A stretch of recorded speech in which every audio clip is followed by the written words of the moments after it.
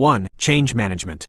Lewin's three-step model. Changing an organization is like changing the shape of an ice cube. You first melt it, unfreeze, then pour it into a new mold, change, and finally freeze it again in the new shape, refreeze. Kotter's 8-step process. This is a step-by-step recipe for making a big change, starting with creating a sense of urgency and ending with making the new way of doing things stick. Bridges' transition model. This model says people don't change as fast as companies do. It focuses on the personal journey of an employee, from saying goodbye to the old way to finding their footing in the new. Udkar model. For a change to work, this model says people must first know why, awareness, want to do it, desire, know how, knowledge, be able to do it, ability, and be rewarded for it, reinforcement. Punctuated equilibrium theory. This says that companies are usually very stable and don't change much for a long time, but then have a sudden, fast period of big change, like a growth spurt. 2. Corporate social responsibility, CSR, Carroll's pyramid of CSR. This is a checklist for what a company should be. It must first be profitable, then follow the law, then be ethical, and finally give back to the community like a good citizen. Creating shared value, CSV. This is a win-win approach where a company's success is tied to fixing a social problem. For example, a food company could make healthier food, which is good for the community and also good for their business. Triple bottom line, TBL. This is the idea that a company should be judged on 3 things, not just profit, how it treats its people, how it affects the planet, and how much profit it makes. Stakeholder theory. A company should care about everyone who is affected by its business, not just its owners. This includes employees, customers, suppliers, and the local community. License to operate, LTO, concept. This is the idea that a company needs permission from the public and the government to do business. If a company behaves badly, it can lose this license and be forced out of the market. 3. Economic development. Rostow's stages of economic growth. This theory says that countries grow in 5 simple steps, like a child growing up, starting as a traditional farming society and ending as a rich, consumer-driven country. Dependency theory. This theory says that poor countries stay poor because rich countries exploit them, using them for cheap labor and resources. Human capital theory. This is the idea that a country's greatest wealth is its people. By investing in education and healthcare, a country can make its people smarter and more productive, leading to economic growth. Institutional theory. This says that a country's success depends on having good rules and a strong government, like clear laws, protected property, and a stable political system. Sustainable Development Goals, SDGs. This is a global to-do list for every country.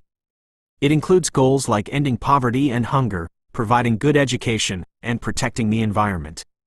4. National government issues. Keynesian economics. This is the idea that when the economy is slow, the government should spend money on projects and cut taxes to get things moving again. Monetarism. This theory says the government's main job is to control the money supply to keep prices stable, and it shouldn't try to fix every small problem. Public choice theory. This says that politicians and government workers, just like everyone else, often make decisions that benefit themselves, not just the public. Social contract theory. This is the basic idea that a government's power comes from the people it governs, who give it authority in exchange for protection and order. Neoclassical economics. This is a belief that markets usually work best on their own, and the government should not interfere too much.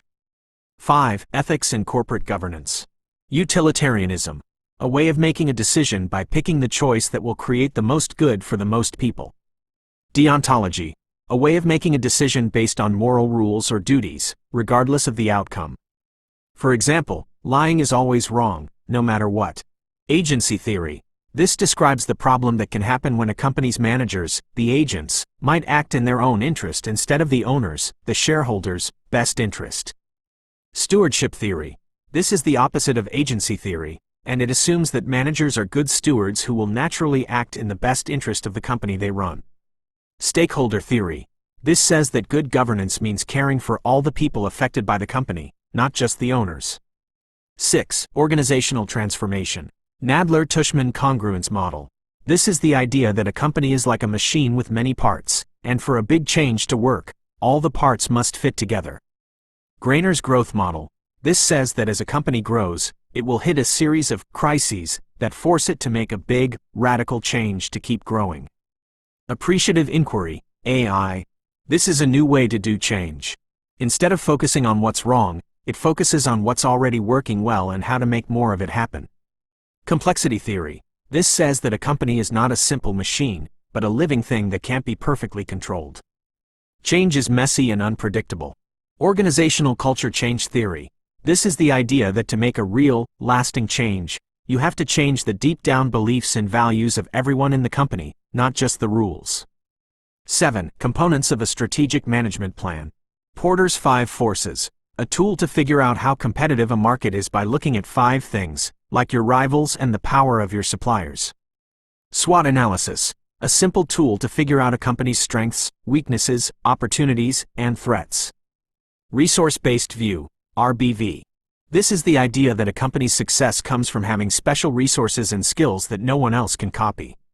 PESTLE analysis. A way to check on the big picture environment around your company by looking at 6 outside factors: political, economic, socio-cultural, technological, legal, and environmental.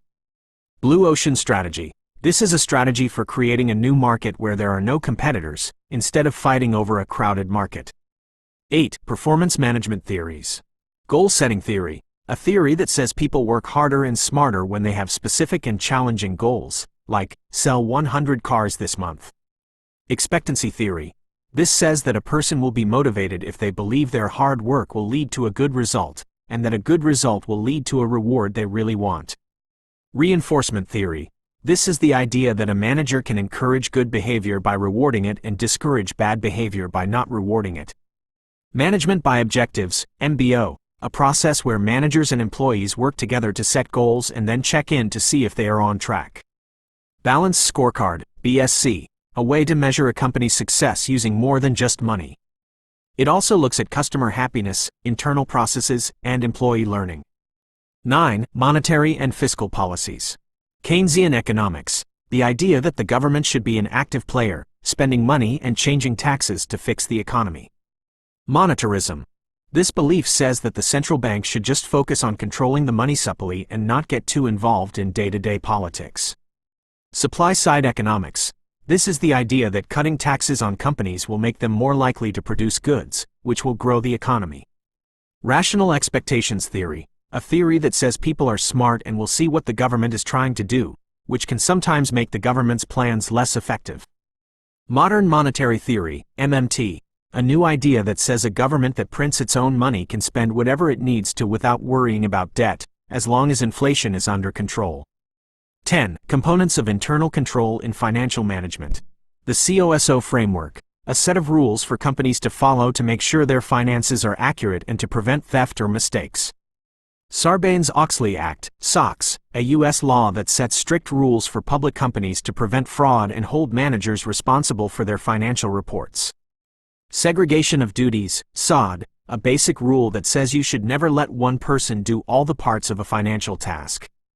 For example, one person should pay the bills, and a different person should check that they were paid correctly. Enterprise risk management, ERM. This is a top-to-bottom system for a company to find, check, and handle all the different kinds of risks it faces. 3 lines of defense model, a system that says there are 3 layers of protection against risk: the people doing the work, the people who check their work, and an internal audit team who checks everyone. 11. Risk management process. Risk management process model.